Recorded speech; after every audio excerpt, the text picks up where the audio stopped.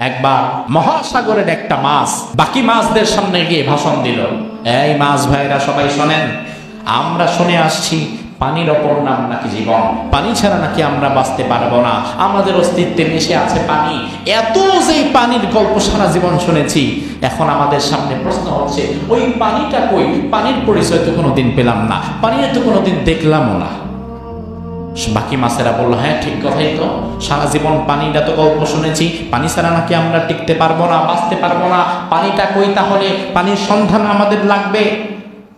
ওই মাছ এবার বললো, আচ্ছা শুনলাম ও সাগরের অমুক প্রান্তে নাকি এক মহাজ্ঞানী মাছ বাস করে, আসেন আমরা তার কাছে যাই, হয়তো আমরা পানির সন্ধান পাবো।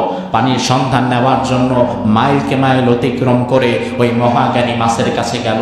তত্ত্বজ্ঞানী সেই মাছের কাছে গিয়ে বলল, আপনি মুরব্বী, আপনার বয়স বড়, আপনার বিদ্যা বুদ্ধি বেশি, আপনি এবার আমাদেরকে একটু প্রশ্নের জবাব দেন। কি প্রশ্ন?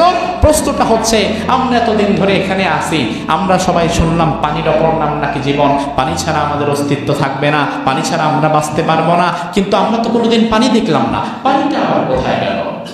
এবার ওই মহাজ্ঞানী মাছটা বলল, আহারে তোমরা পানির সন্ধানে এত দূর পর্যন্ত ছুটে আসছো আমার কাছে, পানির পরিচয় পেলা না, অথচ তোমরা যেখানে বেড়ে উঠেছো, তোমরা যেখানে জন্মেছো, তোমাদের অস্তিত্বের চারপাশে যা আছে এটাই হচ্ছে পানি, আলাদা করে দেখানোর মতো পানি তোমার কাছে নাই, কিন্তু তুমি মূলত পানির মাঝেই আছো। তুমি মূলত পানির অস্তিত্ব বুঝবা সেই দিন, যেই দিন তোমারে পানি থেকে তুলে নিয়ে গরম তেলে ছাড়া হবে। ঠিক দুনিয়াতে আপনি আমি তেমন, দুনিয়াতে আল্লাহর রহমত কই? খুঁজে পাই না তো, কই? আমারে তো আল্লাহ রহমত করে না, আল্লাহ আমি এত অসুস্থ, আল্লাহ রে আমার টাকা নাই, পয়সা নাই, বাড়ি নাই, গাড়ি নাই, ঘর নাই, কই আল্লাহর রহমত? এই কই কই যারা করে এদের অবস্থা হয়েছে ওই মাছের মতো, যেই মাছ পানির ভেতরে থেকে আবার পানি তালাশ করে, ঠিক কিনা? আহারে মাছ যেমন পানি ছাড়া তার অস্তিত্ব কল্পনাও করা যায় না, আপনি আমি তেমন আল্লাহর রহমত ছাড়া এক সেকেন্ডের জন্য দুনিয়াতে বাঁচবো না। প্রত্যেক দিন মালিক 550 লিটার অক্সিজেন আমাদেরকে দেয়, 18 লক্ষ টাকার অক্সিজেন যদি একদিনও দরকার নাই, 1 মিনিট যদি মালিক অক্সিজেনটা বন্ধ করে দেয়, বাঁচতে পারবেন তো? তাহলে পানির মধ্যে থেকে পানির সন্ধান খোঁজা যেমন বোকামি, দুনিয়াতে বেঁচে থেকে আল্লাহর রহমত তালাশ করা তেমন বোকামি। আরে আমি বেঁচে আছি এটাই আল্লাহর রহমত, আর কি লাগবে? আমি তো বেঁচে আছি এটাই আল্লাহর সবচেয়ে বড় রহমত, ঠিক কিনা? কোরআনুল কারীমে আল্লাহ রাব্বুল আলামিন নিজের আযাবের ব্যাপারে যখন কথা বলেছেন, আযাবের ব্যাপারে কথা বলতে গিয়ে আল্লাহ বললেন, ইন্না আযাবি ইউসিবু বিহি মান আশা, আমার আযাব সীমিত, আমি আযাব সবাইকে দেই না, বরং বেছে বেছে আমি আযাব দেই, আমি যাকে চাই তাকে আযাব দেই।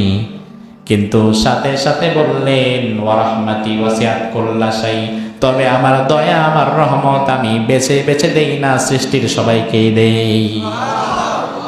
আল্লাহ তাআলা বলল, বান্দা আমার আযাব সীমিত, পরিমিত, কিন্তু আমার রহমত অপরিসীম। সুবহানাল্লাহ।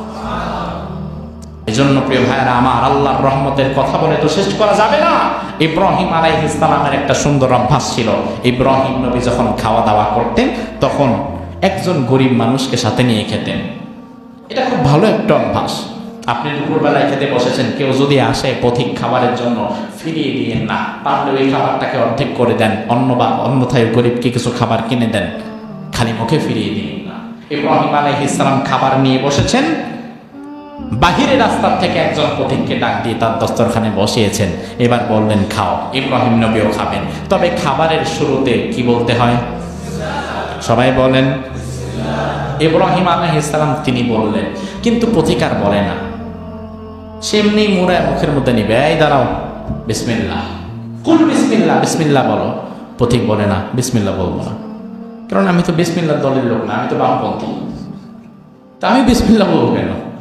বিসমিল্লাহ আমি বলবো না। ইব্রাহিম আলাইহিস সালাম বলে, বিসমিল্লাহ বলবো না? বলে না, বলবো না। ঠিক আছে, যা নিছো হাত থেকে তা রাখো। যে বিসমিল্লাহ বলে না, আমি তাকে আমার খাবারে ভাগ দিতে পারবো না, তুমি যাও। প্লেট থেকে উঠিয়ে দিলেন। ইব্রাহিম আলাইহিস সালাম এবার খেতে লাগলেন। খাওয়াটা যখনই মুখে তুলবেন, আল্লাহ তাআলা ডাক দিয়ে বলে, ইব্রাহিম করলাটা কি? বলে, মালিক এই লোকটাকে বললাম বিসমিল্লাহ বলে শুরু করতে, সে বিসমিল্লাহ বলতে রাজি না, আমিও তারে আমার খাবারে ভাগ দিতে রাজি না। আল্লাহ তাআলা বলে, ইব্রাহিম তুমি যাকে তোমার খাবারের দস্তরখান থেকে তুলে দিয়েছো তার বয়স কত জানো? নবী ইব্রাহিম বলে, না সঠিক তো জানি না।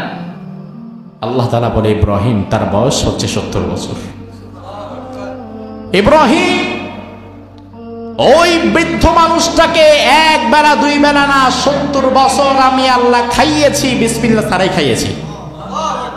কোনোদিন বিসমিল্লাহ বলে নাই, আমাকে রহমান রহিম বলে কোনোদিন একটা ডাকও দেয় নাই, তবু আমি তার রিজিকটা বন্ধ করি নাই, তারে আমি খাইয়েছি। আর তুমি ইব্রাহিম এক বেলা পারলা না, যাও তাকে ডাক দাও, তাকে নিয়ে আসো, এরপরে তারে আবার খাওয়াও। ইব্রাহিম আলাইহিস সালাম গেলেন, ওই ভিক্ষুককে ডাক দিয়ে বললেন, এদিকে আসেন, কই যাচ্ছেন, বসেন, খাওয়া দাওয়াটা করে যান। ওই ব্যক্তি বলল, দরকার নাই, কারণ আমি তো বিসমিল্লাহ কমো না। ইব্রাহিম আলাইহিস সালাম বলল, ঠিক আছে লাগবে না, এমনিই খান। এবার ওই ব্যক্তি খাবারের দস্তরখানে যখন এসেছে, খাবারের সামনে নিয়ে ইব্রাহিম নবীরে বলতেছে, একটা বিষয় বোঝা যায়, বিসমিল্লাহ না বলার কারণে আমার হাতের খাবার আপনি রেখে দিলেন, বিদায় করে দিলেন, আবার এখন আমারে বিসমিল্লাহ ছাড়াই আমারে খাওয়ানোর জন্য ডাকলেন, কি বিষয় বুঝলাম না। ইব্রাহিম আলাইহিস সালাম বললেন, আপনাকে বের করে দেওয়ার পরে আমার আল্লাহ আমারে ডাক দিয়ে বলেছে, ইব্রাহিম আমি যদি আমার বান্দারে 70 বছর পর্যন্ত বিসমিল্লাহ ছাড়া খাওয়াতে পারি, তুমি কি আমার বান্দারে একবার বিসমিল্লাহ ছাড়া খাওয়াতে পারবা না? আল্লাহু আকবার।